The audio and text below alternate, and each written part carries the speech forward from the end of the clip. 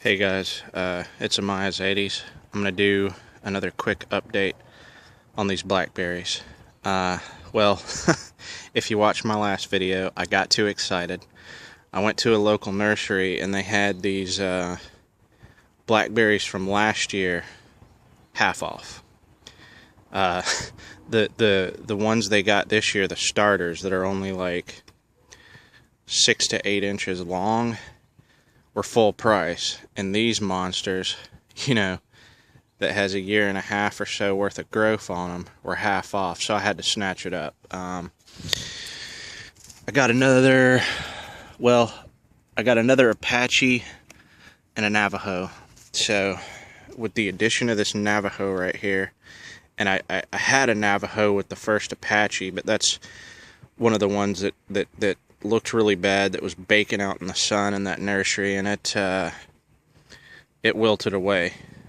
Maybe the roots will send up suckers, I don't know. But anyway, with the addition of this Navajo, I'll have one Navajo, 2 Apaches, 3 Pyremark Freedoms, and 2 Natchez. Now, I didn't talk about this in the first video, but I know these pear trees are really close. Now, the reason why I done that, and I think that'll be okay, is because the stuff on this hill, this little slope right here, gets baked in the summer. I mean, just baked. And the sun rises and travels this way, so it'll still nearly be full sun.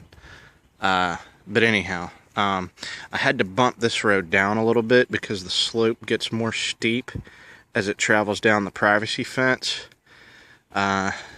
This is a little bit smaller, only 2 are going in right now. So what I'm going to do is, I've tilled this up. I'm going to pause it in just a second. I'm going to plant these guys. I'm going to amend the soil with some coffee grinds, some eggshells, and I'm going to put a layer of mulch and probably, some logs or some bricks or whatever I can find to build a little barrier like I've done here and here. And then I'll finish off the video. So I'm going to pause it now, and I'll be right back. Alright guys, I decided to come on back before I lay the mulch down. So I got them in the ground. I've amended the soil a bit with coffee grinds, eggshells. If you're not using coffee grinds in your garden, time to get started. One thing I wish I would have showed before I put these in the ground is the root balls on these things were monstrous. They were coming out of the bottom of the pot, probably about ½ a foot apiece. So they got a huge root system on them, which is great. They were totally root bound. So that was great. So what I'm about to do now is I'm going to run over this here with my lawnmower with the bag on it, chop up all these leaves that have been decaying.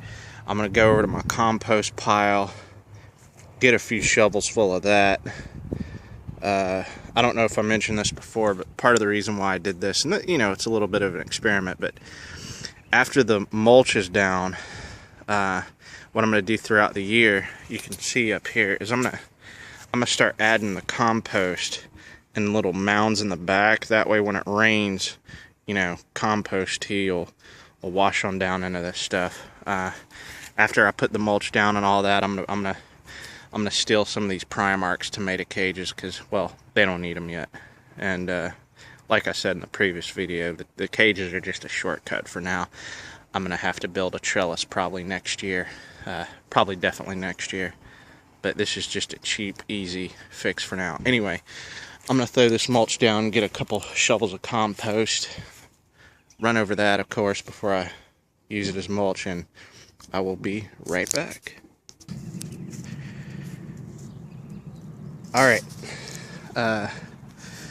we're done for now. I made a pretty big error in overestimating how much leaf mulch I had available. That's probably my wife texting me.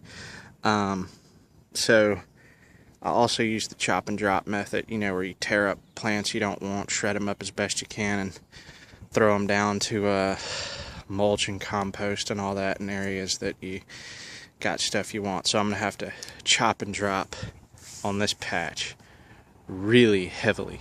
But I think that Apache right there is going to have some berries on it this year. It's really too big for that tomato cage. It really is. I may go ahead and throw up that trellis this year. I think I probably need to. So that may be my next big project. Anyhow, speaking of the chop and drop method, let me take you back over here to the original patch. Man, I'm waiting on these Primark Freedoms to explode with growth. They're still tiny. You know, they didn't have the biggest root system. They came in little paint things, but I'm curious to see what they do once this mulch starts decaying real good and all that. I really want these to take off this year. Anyhow, you can see evidence of a lot of chop and drop here. You see all those twigs that have broken up, and you know, that's a lot of chop and drop. There's bark in there. There's, you know, tall weeds that have dried out on top of it. By the way, I clipped off all those autumn leaves on these things. Those two have buds. It's little small buds coming out, but you know, this Natchez right here has got a lot of foliage on it, so that's gonna grow really well this year. Those other two will catch up, I hope. So we got, let's just go down the rows real quick. We got a Natchez, an Apache, another Natchez. All right, 3 Primark Freedoms. A Navaho and an Apache. Good looking Apache. So that will do us for now, guys. I will see y'all later. Thanks again, Tex, for getting me back into the blackberries.